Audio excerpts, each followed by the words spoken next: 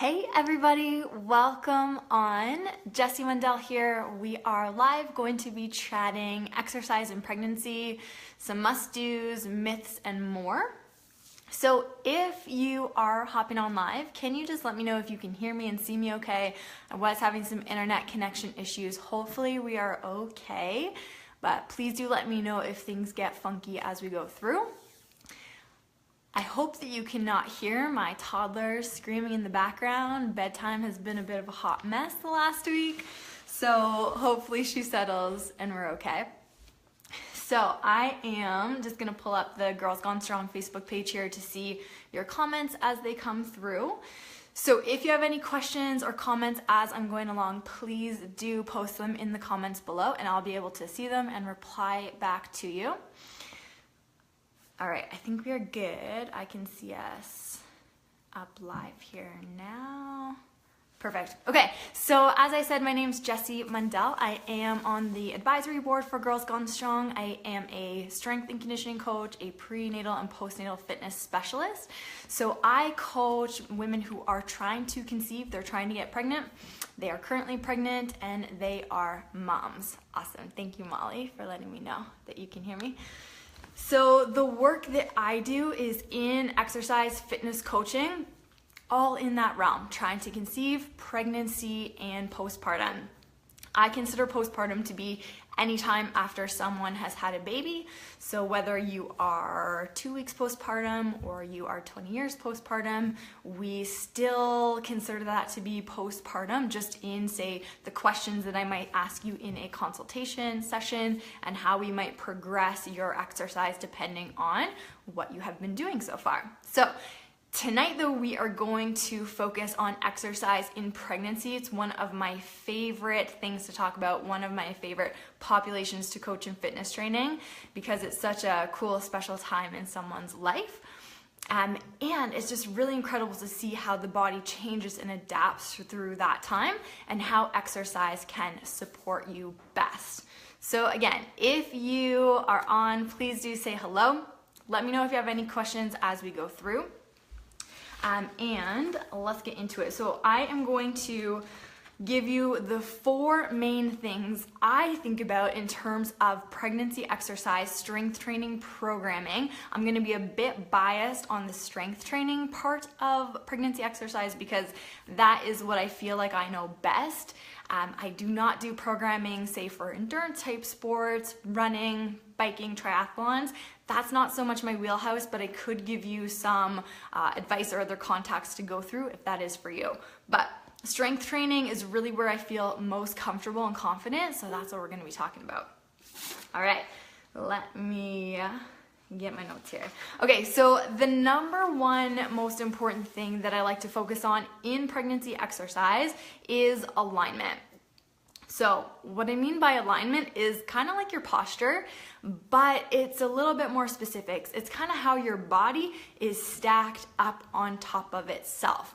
I like to focus a lot on the position of the thorax or your rib cage over top of your pelvis. Okay, so something that if you're a client of mine, if you've read some of my work on Girls Gone Strong in our articles, you'll see about stacking the rib cage over top of the pelvis. So the core is a canister and the top of your core is your diaphragm, and that is in your rib cage, and then the bottom of your core is your pelvic floor. So this is the top and the bottom of our can.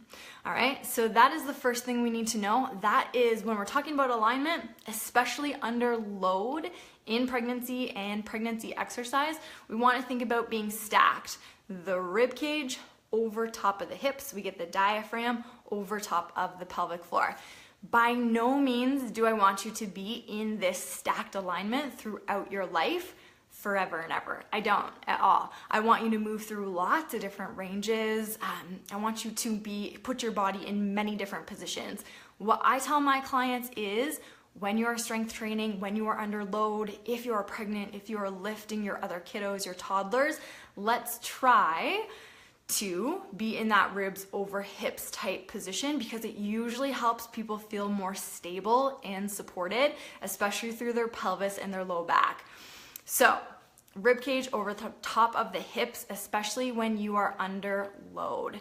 And in pregnancy, we're kind of under load all the time, especially as we get further into those later stages of pregnancy. So absolutely, when you're exercising, try for stacked rib cage over top of the pelvis.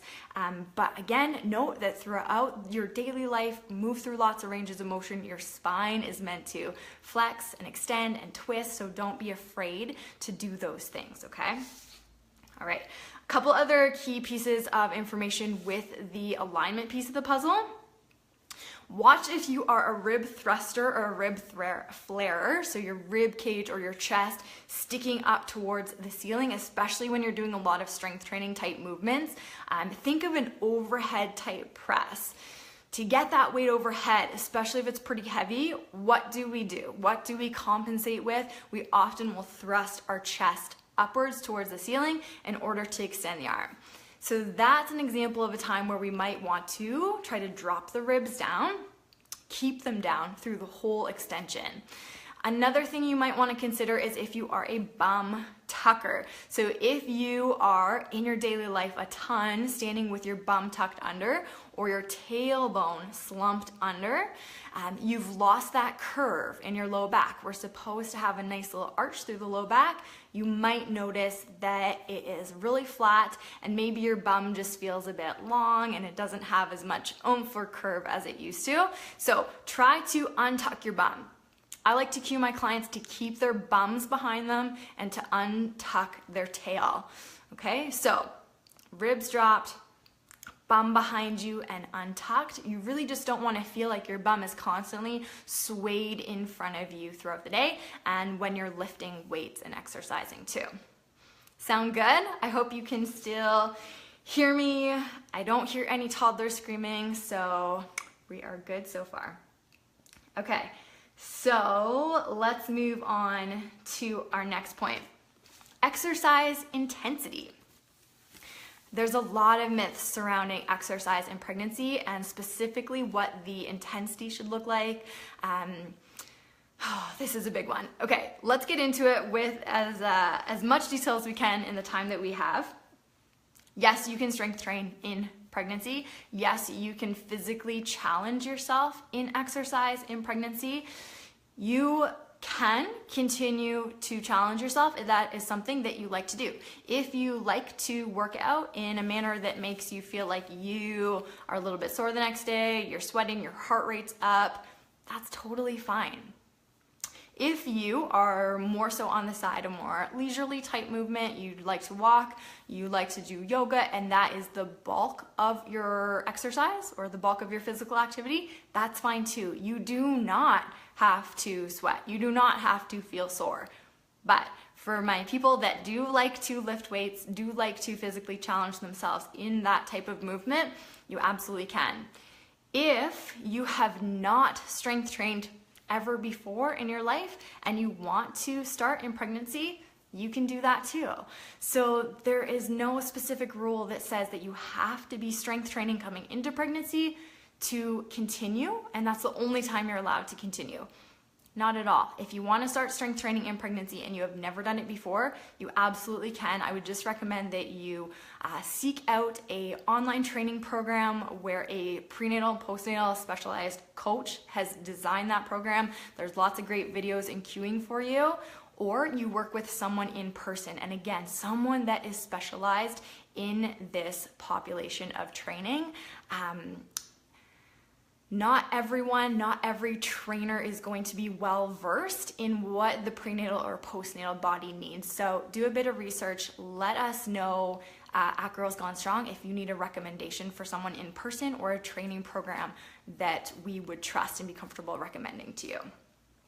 So I'm partial to strength training in pregnancy as a type of exercise that works because it works for so many bodies.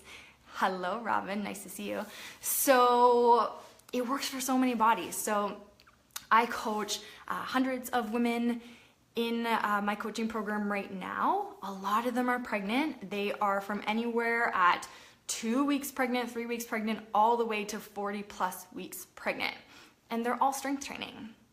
Different phases, different modifications of exercise, they are all doing some form of resistance-based exercise. And it's so cool because their bodies are so different, especially as we move through pregnancy. We get to those last few weeks of pregnancy, things are very different than they were at the beginning. But you can keep strength training. It's so easy to modify. What I find with my clients too, what I found with myself during my pregnancy is when I got further into the 3rd trimester, things like walking didn't even feel that good. I joke that I felt the most comfortable when I was strength training, and it's not even a joke. Strength training was more comfortable for my body than sleeping was. Trying to roll over in bed, if you've been pregnant, you understand that that is a feat. Strength training felt better than that. So you can keep on going as long as you feel like you want to keep going. Okay, a couple other myths that we should talk about surrounding exercise intensity is heart rate. So you have probably seen the guidelines that say 140 beats per minute, you're cut off, that's it, no higher than that. We're getting away from that. There is some more recent research and guidelines to suggest that we don't have to be that strict. So we can go over that 140 mark, again, if you want to, if that feels good. So I wore a heart rate monitor during pregnancy exercise a few times just to see what was happening.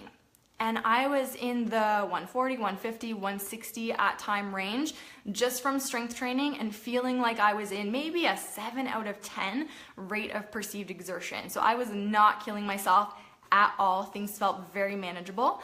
But for some lower body exercises, say walking lunges or goblet squats, my heart rate was getting up into that 150, high 50s, 160s zone. So again, if that is comfortable for you, you feel good during that, you are at low risk pregnancy, say you are under 35, we can probably move to a higher heart rate than 140. There are specific guidelines still that you can look at, and they are broken down into age categories.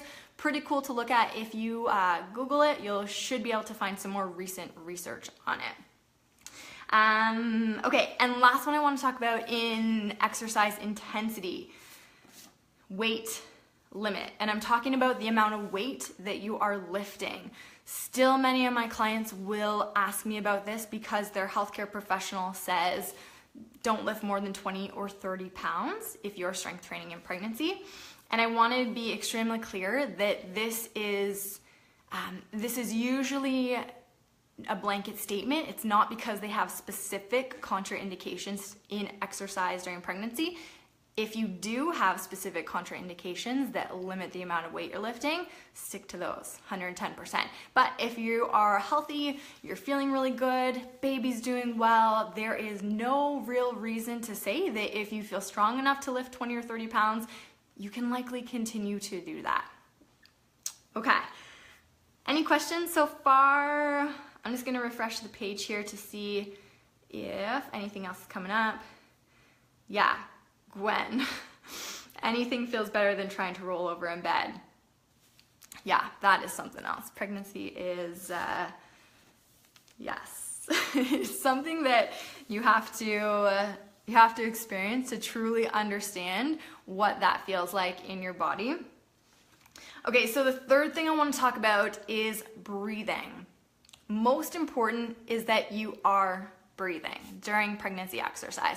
So really just watch if you are a breath holder. That is a pattern that I had trained for many, many years. So leading up to pregnancy, during pregnancy, I focused a lot on really trying to breathe well during my daily life and during exercise too. What I cue my clients to do is exhale on exertion. Exhale on exertion. So the toughest part of the exercise would get your exhale breath. That seems to feel good to support the core, the pelvic floor, the pelvic organs, the pelvis, the low back. It also helps people feel a bit more strong in that hard part of the exercise. This doesn't have to be perfect. If on some reps you are inhaling on the hard part, it's gonna be okay. But especially on those heavier lifts, if you can try to match the exhale with the hard part of the exercise, for example, if you were setting up to do a kettlebell sumo deadlift, you're gonna start your exhale breath at the bottom of the deadlift, start your exhale, then start your pull. So you're exhaling all the way to the top of that deadlift rep. Inhale to come back down. Start your exhale, pull to the top, inhale to come back down. For example, on a dumbbell chest press, you are going to exhale to push the weights up overhead, over the chest. Inhale to pull the weights down. Just a couple of quick examples how you would exhale on exertion in strength training. All right, and I think the last point that I just wanted to make sure that we cover for prenatal exercise training is could I versus should I? This is something that guided me through pregnancy. It's something that guides me as I write training programs, and it's something that I try to impart upon my coaching clients too. Could you do the exercise, the workout, the movement versus should you? So here's what I mean by that. Recently, I saw a video that was someone in later pregnancy, quite late pregnancy, I think 8-ish months pregnant, and they were modifying burpees.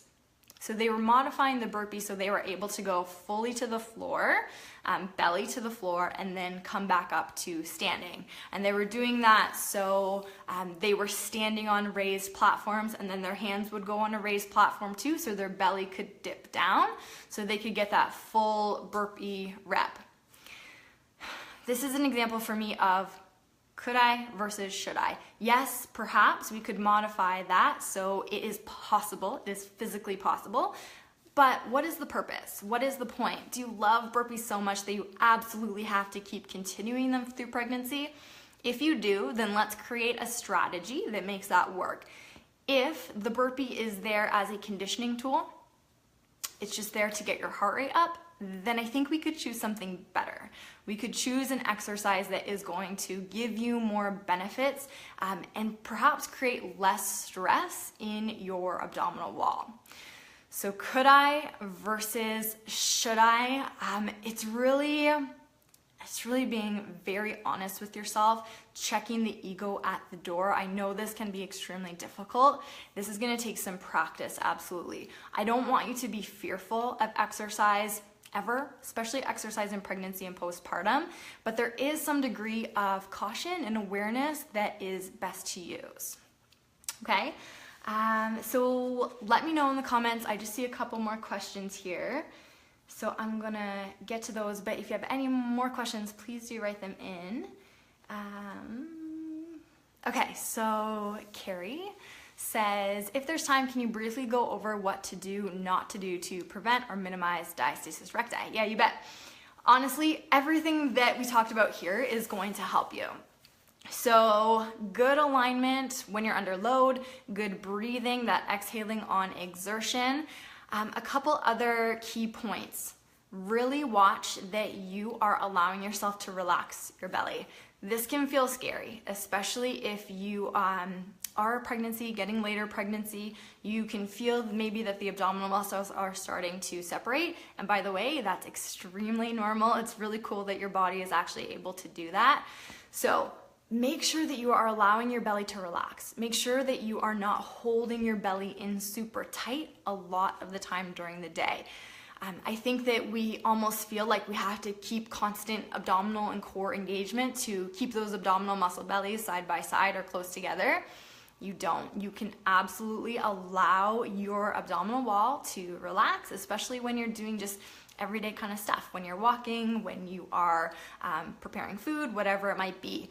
When you are doing something physically demanding, that's when you're going to use that core and pelvic floor engagement, that exhaling on exertion. Okay, but otherwise for diastasis recti, know that it is a normal function of the body for your abdominal muscles to have that appearance that they're further apart, that they're separated slightly, because you have this connective tissue that runs down the midline of the body called the linea alba, and it's soft and it's squishy, and that is amazing because it allows us to have that midline connective tissue thin, and it gets wider apart, and that is why the abdominal muscles are going to be wider apart. So the linea alba, the connective tissue, it is softer, and it is going to allow us to grow a baby to full term. It's going to allow the abdominal wall to grow. I hope that is helpful. Otherwise though, there are no magic exercises that are going to prevent diastasis. Really, alignment, breathing, good technique when you're under load, and lifting can be super key.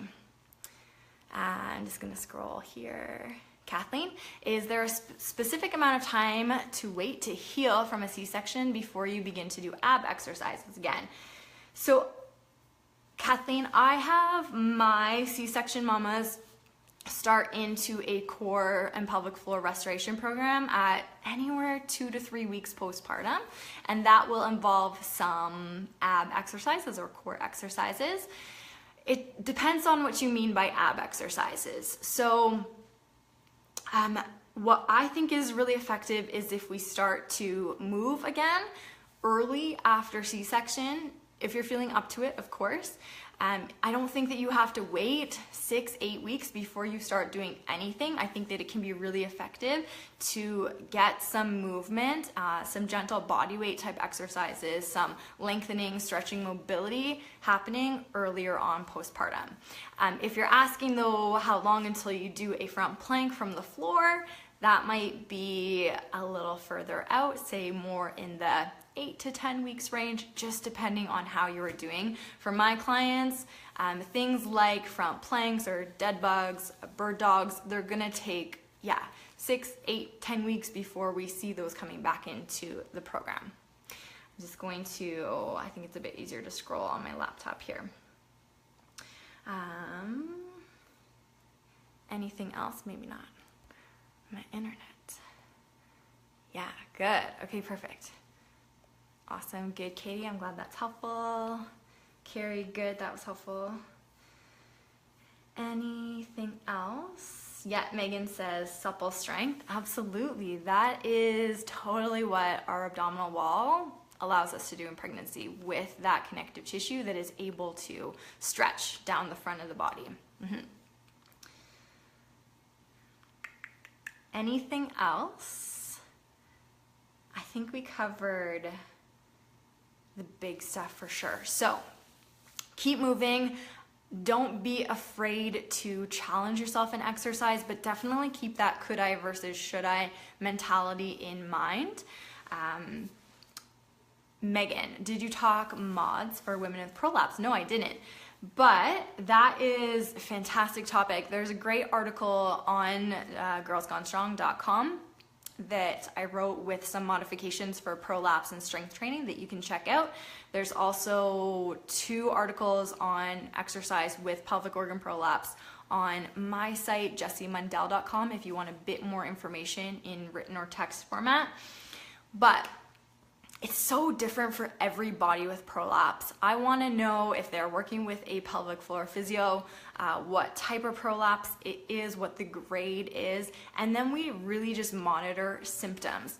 For me personally, for prolapse modifications and strength training, I like to get people moving through as many different body positions in a workout as possible. So the workout is not all standing, it's not all seated, it is standing, seated, side lying, supine, lying on the back, maybe prone, not if we're pregnant, but if there is prolapse happening, trying to move through many different body positions because it's so different what could flare someone up in terms of their POP symptoms. So we may absolutely have to be more cautious in the loading, especially if someone is just starting back to strength training with prolapse and there has been lots of symptoms ramping up. So definitely we would use some caution, but with prolapse, again, that blanket statement of don't lift more than 5 to 10 pounds does not apply to all bodies with prolapse. You absolutely can be strength training and building and progressing your way back up to do more normal workouts, normal strength training. I coach lots of moms with many varying degrees and types of prolapse, and they are strength training, they are squatting, deadlifting, doing pull-ups, getting back to sprinting and running. So it is possible, it just takes a bit of a long view, and I think personally working with a coach who you can have continuing conversations with is very key, and also working with a pelvic floor physio. Anything else? Let's check the page one more time. Are we good? Any other questions? So I think, oh, okay, good. Kate, yes, abdominal wall separation or diastasis was covered. Yep, a little bit. You can definitely catch the replay. I think just the main point with diastasis is to know that super normal. Don't let it stop you in your tracks or get you really tripped up with exercise. Master your alignment, your breathing, your technique when lifting and under load, and relax your belly. Post-cesarean number 3, awesome, congratulations. Yeah, so some other C-section healing type stuff. Lots of information on girlsgonestrong.com again about C-section, return to exercise. Know that it is a slow-ish process. That surgery is major. I get you. I had one myself. So the healing process is long, but I started strength training after C-section at 4 weeks postpartum, very, very rehab based.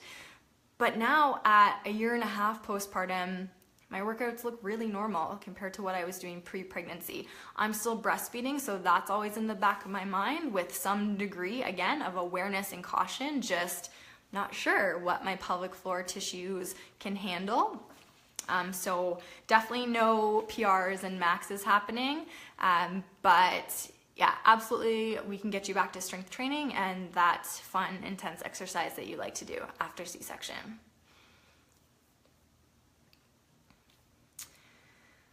Let's see, anything else? Cool. Hey Megan, I want to be able to help pop moms and all moms as much as possible to get them back to, yeah, lifting strength. I love it. Very, very possible. Yeah, a lot of, it's so physical, so mental, so emotional. That can be a situation with a lot of moving parts. So yeah, just know that it is possible. We just really have to monitor symptoms for every specific person. I see another comment there with modifications for women with prolapse, which I mentioned just a little bit, but again, to reiterate, it's moving through lots of different positions, body positions during the workout, supine, side lying, seated, standing, absolutely strength training. See how it feels for someone when they are ramping up the weight, when they are bumping up the intensity. Do that slowly and steadily. I like to have someone on a 4-week program and we see how they do with that 4-week program. So we are repeating workouts during that time. We know what's happening. We're matching that with the menstrual cycle symptoms as well. We are seeing if stuff comes up with ovulation, with menses, how that is affecting the pop. And then we progress to the next phase of strength training from there. When should women see a pelvic floor physio in pregnancy? Anytime at all. I think that you can go anytime. Anytime is perfect. I think it is great to build a relationship with a pelvic floor physio, say sometime in the 2nd trimester, and then you might just go every 6-8 weeks through the rest of your pregnancy and book in for 6 weeks postpartum.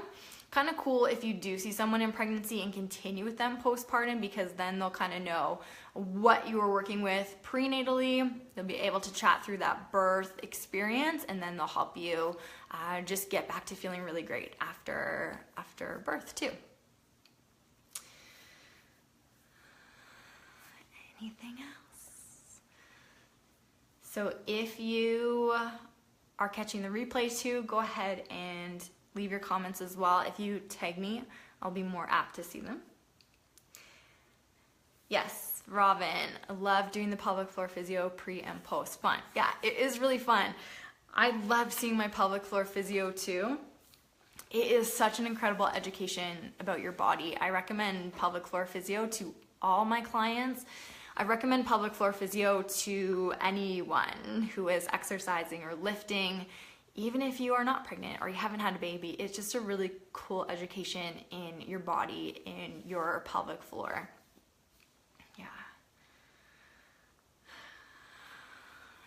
anything else? Let's give it another minute here. Cool. Well, I hope that was all helpful to you and that you got some information that you can apply to your prenatal exercise routine. Again, do not want to, I always like to say that I'm sharing, not scaring. So there can be a lot of information that comes up pregnancy and postpartum about our bodies that can seem a little fearful, anxiety inducing, especially when it comes to diastasis recti and pelvic organ prolapse. There can be some fear around those topics, but no stress. Trust that your body is doing what it needs to do to grow a baby, and you are going to do absolutely the best things that you need to do to function well during pregnancy, post-pregnancy. There is a lot of help and support out there. Health professionals that work with these populations who can support you in what you need. All right, I think that's everything. So thank you so much for listening in, for joining on. And again, if you have any more questions that come up, please post them below. And lots of information on Girls Gone Strong about prenatal and postnatal strength training topics. So yeah, you can dive into the site and get a little bit lost in there. Okay, everybody, thank you so much. Have a good night. I'll chat with you soon.